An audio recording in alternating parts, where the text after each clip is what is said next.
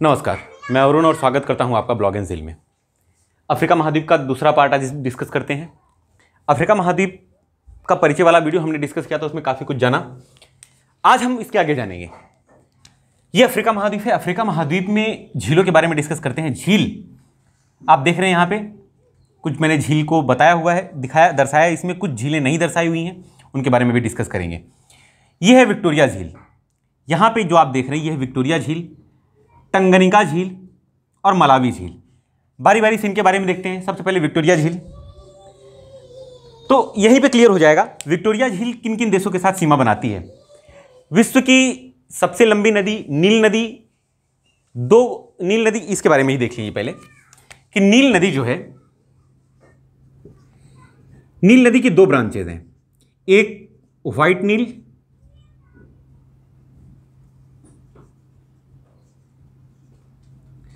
नील और दूसरी है ब्लू नील। व्हाइट नील और ब्लू नील, ब्लू नील।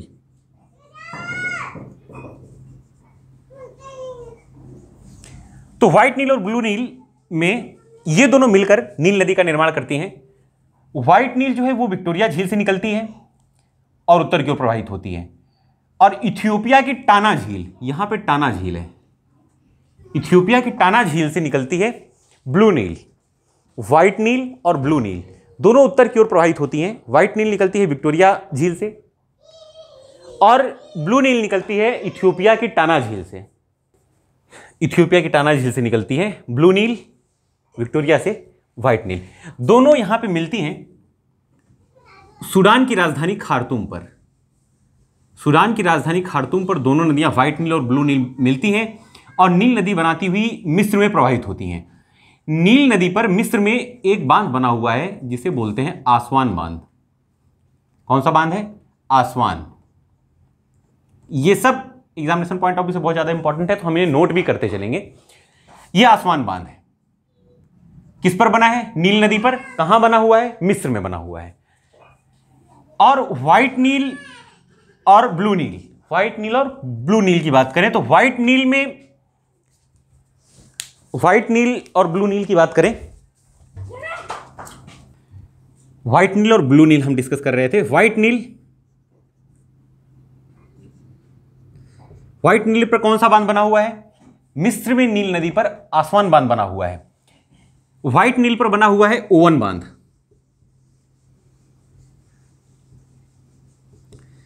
और ब्लू नील पर बना हुआ है रोसेरीस बांध। रोसेरीस बांध बना हुआ है और एक बांध है जिसे बोलते हैं सेन्नार बांध। ये दो बांध हैं जो ब्लू नील पर बने हुए हैं। ये हम याद रखेंगे, एग्जाम में पूछते जाता है कि नील नदी पर कंफ्यूज नहीं होना है। नील नदी पर बने हुए बांध कौन? जैसे ओसवान बांध किस नदी पर बना हुआ है?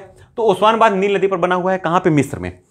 और व्हाइट नील जो विक्टोरिया झील से निकलती है, व्हाइट नील पर कौन सा बांध बना हुआ है? व्हाइट नील पर दो बांध बने हुए हैं, रोसेरीस और सेन्नार बांध। ब्लू नील पर जो टाना झील से निकलती है उसमें एक बांध बना हुआ है जिसे बोलते हैं ओवन बांध। क्लियर हुआ? आगे देखते हैं। एक नदी ये हुई नील नदी। नील नदी दो ब्रांचेज, एक इथियोपिया के टाना झील से निकलती है, एक विक्टोरिया झील से। विक्टोरिया झील की बात करें, टाना झील की बात करें तो टाना झील पूरी की पूरी इथियोपिया में है। यह भी एमसीक्यू में पूछा गया है। टाना झील इथियोपिया में है। विक्टोरिया झील किन किन देशों के साथ सीमा बनाती है? विक्टोरिया झील किन किन देशों के साथ सीमा बनाती है या किन किन देशों के साथ की बॉर्डर पर बसी हुई है? तो यहां पे क्लियर है मैप में ही, युगांडा, केन्या और तंजानिया। युगांडा, केन्या और तंजानिया, ये तीन देश हैं जिनके साथ विक्टोरिया झील की सीमा बनती है। विक्टोरिया झील के नीचे आते हैं। विक्टोरिया झील के दक्षिण में टंगनिका झील है। टंगनिका झील की बात करें तो मैप में क्लियर हो रहा है टंगनिका झील की सीमा किन किन देशों के साथ साझा होती है। तंजानिया, कॉन्गो, ये तंजानिया वाला एरिया हो गया, यहाँ पे कॉन्गो, ये छोटा सा जो देश देख रहे हैं आप ये है बरुंडी, बरुंडी, बरुंडी है ये। तंजानिया, कॉन्गो गणराज्य, republic of Congo, Burundi, Zambia, Zambia यहां पे है, जाम्बिया, तंजानिया, बरुंडी,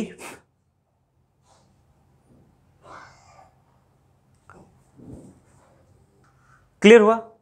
कॉन्गो गणराज्य, तंजानिया, बरुंडी और जाम्बिया, ये 4 देश हैं जिनके साथ टंगनिका झील सीमा साझा करती है। कॉन्गो गणराज्य, तंजानिया, बरुंडी और जाम्बिया। आगे देखें तो यहां पे मलावी, मलावी झील भी है। मलावी झील किन किन देशों के साथ सीमा साझा करती है? तो मलावी झील जो है, यहां पे ये वाला जो एरिया देख रहे हैं ये है मलावी, इसी के नाम पे इस झील का नाम मलावी रखा गया था। तो मलावी झील जो है मलावी के साथ सीमा साझा करती है। मलावी, यहां पे है मोजाम्बिक, मोजाम्बिक के साथ सीमा साझा करती है, और जिम्बाब्वे के साथ, जिम्बाब्वे नहीं, जिम्बाब्वे, जिम्बाब्वे के साथ मलावी, मोजाम्बिक और तंजानिया, इनके साथ सीमा साझा करती है। Tanzania, Malawi, Mozambique, sorry Zimbabwe के साथ नहीं है, जिम्बाब्वे के साथ नहीं है, ये मैप में क्लियर हो रहा है। जिम्बाब्वे का मैप जो है यहां से कट जा रहा है, यहां से कट जा रहा है किसी भी एंगल से। मलावी झील जिम्बाब्वे के साथ नहीं सीमा साझा करती है, मलावी, तंजानिया और मोजाम्बिक के साथ। क्लियर हुआ? नील नदी में अगर देखा जाए तो नील नदी में जो आसमान बांध बना हुआ है, नील नदी मिस्र में एक और झील से होकर गुजरती है जिसे बोलते हैं नासिर झील। नासिर झील याद रखेंगे हम, नासिर झील से भी होकर गुजरती है नील नदी। यह है कॉन्गो गणराज्य, जो ब्लू कलर का बॉर्डर है, कॉन्गो गणराज्य। कॉन्गो गणराज्य में एक नदी है कॉन्गो नदी। कॉन्गो नदी जो है वो कटंगा पठार से निकलती है। यहां पे एक पठार है जिसे बोलते हैं कटंगा पठार, कटंगा पठार से निकलती है और विषुवत रेखा को 2 बार काटती है। ऊपर की ओर प्रवाहित हुई तब एक बार कट की, और नीचे की ओर प्रवाहित होते हुए एक बार कट की, फिर यहां आकर अटलांटिक महासागर की ओर गिर जाती है, अपना मुहाना बनाती है। तो कॉन्गो नदी एक ऐसी नदी है जो विषुवत रेखा को 2 बार कट करती है। क्लियर हुआ? और पूरा का पूरा कॉन्गो गणराज्य वो जो है कॉन्गो नदी और उसकी सहायक नदियों द्वारा लाए हुए बनाए गए मैदानी एरिया पर ही बसा हुआ है। पठारों की संख्या यहां पे बहुत कम है। एक पठार है कटंगा पठार, जहां से कॉन्गो नदी निकलती है। अगली नदी को देखें। कॉन्गो नदी देख लिया। अगली नदी के बारे में डिस्कस करने से पहले हम देख लेते हैं कॉन्गो नदी पर के बारे में कुछ और फैक्ट्स। कॉन्गो नदी पर एक बांध बना हुआ है जिसे बोलते हैं इंगा बांध। कॉन्गो नदी पर एक बांध बनाया गया है जिसे बोलते हैं इंगा बांध। इंगा बांध कॉन्गो नदी पर बना हुआ है। और अगर बात करें जलप्रपातों की तो कई जलप्रपात हैं जो इन नदियों पर, इस नदी पर बनते हैं, कॉन्गो नदी पर। कौन कौन से हैं? स्टेनले, लिविंगस्टोन,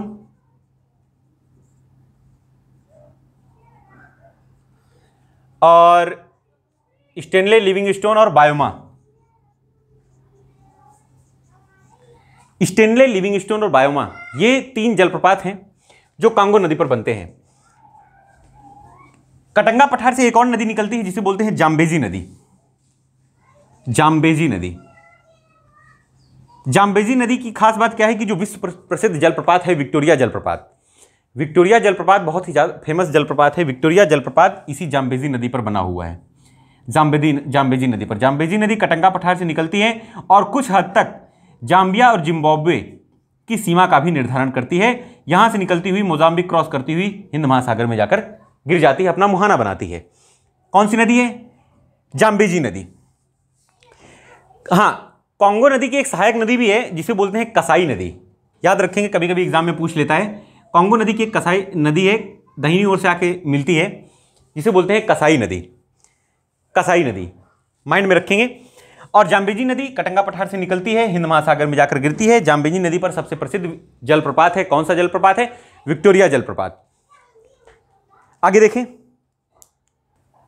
देखें तो जाम्बेजी नदी पर एक जलप्रपात है, विक्टोरिया जलप्रपात, ये हो गया। करीबा बांध, करीबा बांध भी, करीबा करीबा बांध, यह भी जाम्बेजी नदी पर ही बना हुआ है, जाम्बेजी नदी पर बना हुआ है करीबा बांध। दक्षिणी अफ्रीका देश की बात करूं, दक्षिणी अफ्रीका देश में दो नदियां हैं फेमस, एक ऑरेंज नदी और दूसरी है लिम्पोपो नदी। ऑरेंज नदी और लिम्पोपो नदी। देखेंगे ऑरेंज नदी, ऑरेंज नदी जो है वो ड्रेकेंसबर्ग पर्वत से निकलती है, ड्रेकेंसबर्ग पर्वत से निकलती है और दक्षिण हिंद महासागर में गिर जाती है ऑरेंज नदी। और लिम्पोपो नदी क्या है कि लिम्पोपो नदी इसके प्लेन एरिया से, मैदानी भाग से बहती है और ये मकर रेखा है, मकर रेखा को 2 बार कट करती है। लिम्पोपो नदी, लिम्पोपो नदी, लिम्पोपो नदी 2 बार मकर रेखा को कट करती है। लिम्पोपो नदी दक्षिण अफ्रीका महाद्वीप के प्लेन एरिया से निकलती है और 2 बार विषुवत मकर रेखा को कट करती है। कांगो नदी विषुवत रेखा को 2 बार काटती है। और कर्क रेखा को इंडिया में एक नदी है माही नदी, वो 2 बार कट करती है। माही नदी इंडिया में कर्क रेखा को 2 बार कट करती है। ये चीजें एग्जाम में रिपीटेडली पूछी गई हैं, तो ये हम जरूर याद रखेंगे कि ऑरेंज नदी और लिम्पोपो नदी, ऑरेंज नदी और लिम्पोपो नदी दोनों दक्षिणी अफ्रीका देश में बहती हैं, अफ्रीका महाद्वीप के। ड्रैकेंसबर्ग पर्वत से ऑरेंज नदी निकलती है और मैदानी भाग से निकलती है लिम्पोपो नदी। लिम्पोपो नदी उत्तर की ओर प्रवाहित होती हुई 2 बार मकर रेखा को कट करती है। और अगर देखा जाए तो नाइजीरिया में भी एक नदी है नाइजर नदी, जो गिनी की खाड़ी में अपना मुहाना बनाती है। नाइजर नदी, नाइजर नदी जो है गिनी की खाड़ी में गिरती है। नाइजर नदी पर 2 बांध बने हैं, एक है नाइजर बांध, दूसरा है कैजी बांध। ये भी एग्जाम में रिपीटेडली पूछा गया है। नाइजर बांध तो आता है तो नाइजर बांध तो क्लियर हो जाता है कि नाम से ही कि नाइजर नदी पर है। और कैजी बांध कंफ्यूज करता है, कैजी बांध भी नाइजर नदी पर ही है। एक और नदी है जो यहां पे एक पठार पाया जाता है, उस पठार से यहां पे एक नदी है अवाकांगो नदी। अवाकांगो नदी जो है एक पठार नहीं, मरुस्थल बोलते हैं उसको, कालाहारी मरुस्थल, बड़ा ही फेमस मरुस्थल है, इस एरिया में पाया जाता है कालाहारी मरुस्थल। कालाहारी मरुस्थल की खास बात क्या है कि ये 3 देशों के साथ अपनी सीमा बनाता है।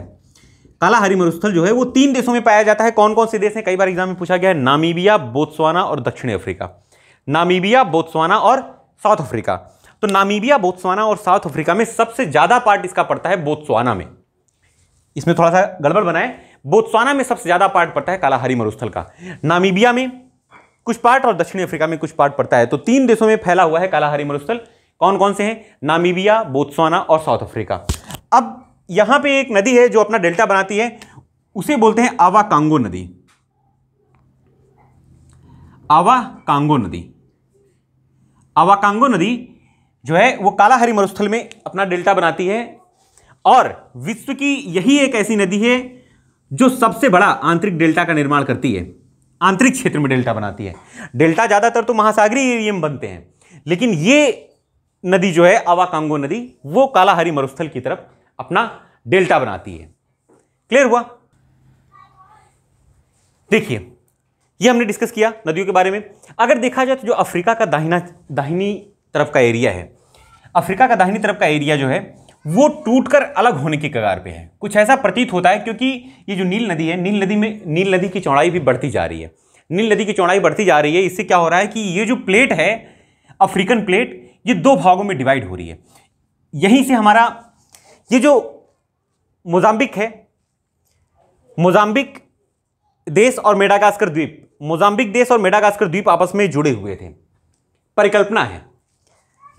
अलग अलग वैज्ञानिकों का यह मानना है कि ये जुड़े हुए थे और यहीं पे हमारा इंडिया था। यहीं से हमारा इंडिया प्रवाहित होकर यूरेशियन प्लेट में जाकर टकराया और ये दूर हो गया मेडागास्कर। ठीक वही कंडीशन अफ्रीकन प्लेट की होने वाली है कि ये जो एरिया है, ये देखिए, अगर ये इन झीलों को ध्यान में देखा जाए तो ये झीलें लगभग नील नदी को ले लिया जाए, नील नदी और इन झीलों को, तो ये आपस में देखा जाए तो ये एक ही लाइन में लगती हैं, एक ही लाइन में आती हुई दिख रही हैं। और नील नदी की चौड़ाई बढ़ने का मतलब यही हुआ कि ये प्लेटें, यहां से प्लेट डिवाइड हो रही है। फ्यूचर में ऐसी कंडीशन हो सकती है लाखों सालों में या करोड़ों सालों में कि ये एरिया टूटकर अलग हो जाए। तो इसे नाम दिया गया है ग्रेट रिफ्ट वैली, अफ्रीका की ग्रेट रिफ्ट वैली। अफ्रीका की ग्रेट रिफ्ट वैली का जो आकार है वो कुछ इस टाइप का है, इस टाइप का आकार बना रही है। इस टाइप में आकार ये ऐसे बन रहा है कि झीलों को लेके झीलों की गहराई बढ़ती जा रही है, तो झीलों को लेके और नील नदी की चौड़ाई बढ़ने के हिसाब से इसको ग्रेट रिफ्ट वैली को डिवाइड किया गया। तो ग्रेट रिफ्ट वैली जो है, ग्रेट रिफ्ट वैली में कौन कौन सी झीलें आ रही हैं ये भी हम देख लेते हैं। तो लेफ्ट साइड में जो झीलें आ रही हैं, लेफ्ट साइड में वो कौन कौन सी हैं? एडवर्ड, एल्बर्ट,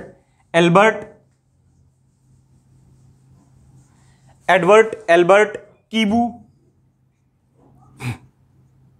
टंगनिका, एडवर्ड, एल्बर्ट, कीबू, टंगनिका, ये झीलें जो है लेफ्ट में आ रही हैं।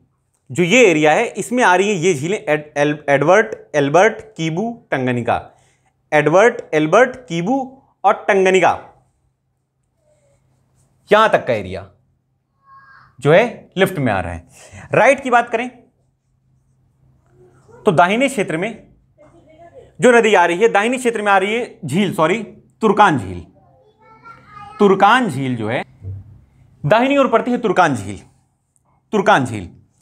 और साउथ की साइड में ये वाला जो एरिया है इसमें पड़ रही है, साउथ वाले एरिया में पड़ती है मलावी झील। ये ग्रेट रिफ्ट वैली का जो आकार वाई शेप में बन रहा है उसमें पाई जाने वाली झीलों का नाम है, लेफ्ट में एडवर्ड, एल्बर्ट, कीबू, टंगनिका, राइट साइड में तुर्कान झील और साउथ साइड में पड़ती है मलावी झील, साउथ में पड़ती है मलावी झील। अब अगर ध्यान दें तो विक्टोरिया झील कहां जाती है, तो यह हम जरूर याद रखेंगे कि विक्टोरिया झील ग्रेट रिफ्ट वैली का हिस्सा नहीं है। हमें कई बार ऐसा कंफ्यूजन मिलेगा कहीं ना कहीं, कई किताबों में अलग अलग चीजें लिखी हुई हैं कि ये पूरा का पूरा जो झील पड़ रही है, टंगनिका, मलावी, युगांडा के पास जो विक्टोरिया झील है, युगांडा, केन्या और तंजानिया के साथ, फिर ये पूरी की पूरी मिस्र नदी। तो मिस्र की जो नील नदी तो है, लेकिन ये विक्टोरिया झील इस ग्रेट रिफ्ट वैली का हिस्सा नहीं है अभी तक। विक्टोरिया झील जो है ग्रेट रिफ्ट वैली का हिस्सा नहीं है, ये हम माइंड में रखेंगे। ये हुआ। अब इसमें कालाहारी मरुस्थल का सबसे प्रसिद्ध जीव कौन सा है? कंगारू नाम सुना है हमने, तो कंगारू कालाहारी मरुस्थल में पाया जाता है। ऊंट कहां पे पाया जाता है? ऊंट सहारा मरुस्थल में पाया जाता है। जलवायु की बात करें तो विषुवत रेखा यहां पे है, विषुवत रेखा के आसपास, जो विषुवत रेखा से कुछ डिग्री ऊपर और नीचे की बात करें तो विषुवत रेखा के आसपास वर्ष भर वर्षा होती रहती है, क्योंकि हमने डिस्कस किया जैसे कि अंदर दूसरे महाद्वीपों में कि विषुवत रेखा पर वर्ष भर सूर्य की किरणें लंबवत पड़ती हैं। तो लंबवत पड़ने की वजह से महासागरों का जल इवोपरेट होता है, हवाओं में नमी आती है, इवोपरेशन की वजह से वो हवाएं आती हैं, और इस जो कॉन्गो नदी ने एक वैली का निर्माण कर दिया है, उस वैली की घाटियों में टकराकर और इस पठार पर टकराकर वर्षा कर देती हैं। तो जो इसके आसपास का एरिया है, कांगो नदी के आसपास का एरिया, ये वर्ष भर हरा भरा रहता है। और ऊपर की ओर देखें तो ऊपर की ओर समानातुल्य जलवायु पाई जाती है, यानी कि मरुस्थलीय जलवायु पाई जाती है। मरुस्थलीय जलवायु, जो समानातुल्य जलवायु है उसकी खास बात है कि मोटी, कठोर और लंबे कटीले घास के मैदान पाए जाते हैं। ठीक है, कटीले घास के मैदान पाए जाते हैं। अफ्रीका महाद्वीप में दक्षिण अफ्रीका सबसे फेमस और सबसे विकसित कंट्री है, विकसित देश है दक्षिण अफ्रीका। दक्षिण अफ्रीका की बात करें, दक्षिण अफ्रीका में दो कैपिटल हैं, एक है प्रिटोरिया और दूसरी है केप टाउन। साउथ अफ्रीका में दो कैपिटल है, एक है प्रिटोरिया और दूसरी है केप टाउन। प्रिटोरिया है एडमिनिस्ट्रेटिव कैपिटल,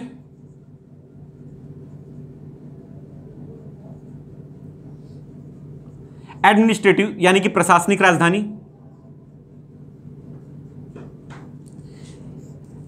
प्रिटोरिया है। केप टाउन है वैधानिक राजधानी। केप टाउन है वैधानिक राजधानी। याद रखेंगे, दो कैपिटल है इसकी, प्रिटोरिया और केप टाउन। प्रिटोरिया और केप टाउन। और एक प्रसिद्ध नेशनल पार्क है यहां पे, Kruger national park. Kruger national park, Kruger national park है जो यहां का सबसे फेमस है। क्रूगर नेशनल पार्क कहां पे है? साउथ अफ्रीका में। और साउथ अफ्रीका का सबसे फेमस सिटी है जोहान्सबर्ग। कौन सा सिटी है? जोहान्सबर्ग। जोहान्सबर्ग जो है वो उसको स्वर्ण सिटी के नाम से भी जाना जाता है। जोहान्सबर्ग को, जोहान्सबर्ग, जोहान्सबर्ग को स्वर्ण सिटी के नाम से भी जाना जाता है, यानी कि सोने का उत्पादन यहां पे बहुत ज्यादा होता है। और हीरे का, किम्बरले हीरे की खान, किम्बरले, किम्बरले हीरे की खान के रूप में यहां पे बहुत ज्यादा फेमस है अफ्रीका महाद्वीप में। अफ्रीका महाद्वीप में सबसे ज्यादा हीरा किम्बरले की खान में पाया जाता है। और सोने की बात करें तो सोना जो है जोहान्सबर्ग में, दक्षिण अफ्रीका का सब बहुत ही प्रसिद्ध सिटी है जोहान्सबर्ग, वहां पे पाया जाता है। एक जनजातियां है जूलू जनजाति। जूलू जनजाति जो है वो पाई जाती है साउथ अफ्रीका के नटाल प्रांत में। साउथ अफ्रीका के नटाल प्रांत में जूलू जनजाति पाई जाती है। जूलू जनजाति पाई जाती है साउथ अफ्रीका के नटाल प्रांत में। और नाइजीरिया देख रहे हैं, नाइजीरिया में दो प्रसिद्ध जनजातियां हैं जो रिपीटेडली एग्जाम में पूछी गई, उनके बारे में भी देख लेते हैं। नाइजीरिया में दो प्रसिद्ध जनजातियां हैं, हाउसा और फुलानी। हाउसा और फुलैनी, फुलैनी, ये दो जनजातियां हैं जो नाइजीरिया में पाई जाती हैं। हाउसा को कृषक, हाउसा जनजाति कृषक है और फुलैनी है पशुपालक। हाउसा और फुलैनी दो जनजातियां हैं। हाउसा है कृषक और फुलैनी है पशुपालक। कई बार एग्जाम में पूछा गया है। ये नाइजीरिया की जनजातियां हैं, हाउसा कृषक, फुलैनी पशुपालक। कुछ जनजातियां और बची हुई हैं, तो जनजातियों का एक अलग वीडियो बनाएंगे जिसमें सारी जनजातियों के बारे में डिस्कस करेंगे कि विश्व में कौन कौन सी जनजातियां कहां कहां पाई जाती हैं। तो हाउसा और फुलैनी हम ध्यान रखेंगे, नाइजीरिया में पाई जाती है। और जूलू जनजाति दक्षिण अफ्रीका के नटाल प्रांत में पाई जाती है। और कुछ छूट रहा है इसमें जो हम देख लेते हैं। द्वीपीय देशों में सबसे छोटा द्वीपीय देश है सेशेल्स। अफ्रीका महाद्वीप का सबसे छोटा देश है सेशेल्स। सेशेल्स अफ्रीका महाद्वीप का सबसे छोटा द्वीपीय देश है। और सबसे बड़ा द्वीपीय देश तो हमें विजुअली क्लियर हो रहा है, कौन सा है? मेडागास्कर। मेडागास्कर क्लियर हुआ। ये कुछ इंपॉर्टेंट फैक्ट्स थे जिनके बारे में जानना जरूरी था, हमने उनके बारे में डिस्कशन किया। आशा करता हूं आपको वीडियो काफी पसंद आया होगा और काफी कुछ जानने को मिला होगा। बने रहिए हमारे साथ, वीडियो को ज्यादा से ज्यादा लाइक, शेयर और सब्सक्राइब कीजिए चैनल को। मिलते हैं अगले वीडियो में, तब तक के लिए नमस्कार।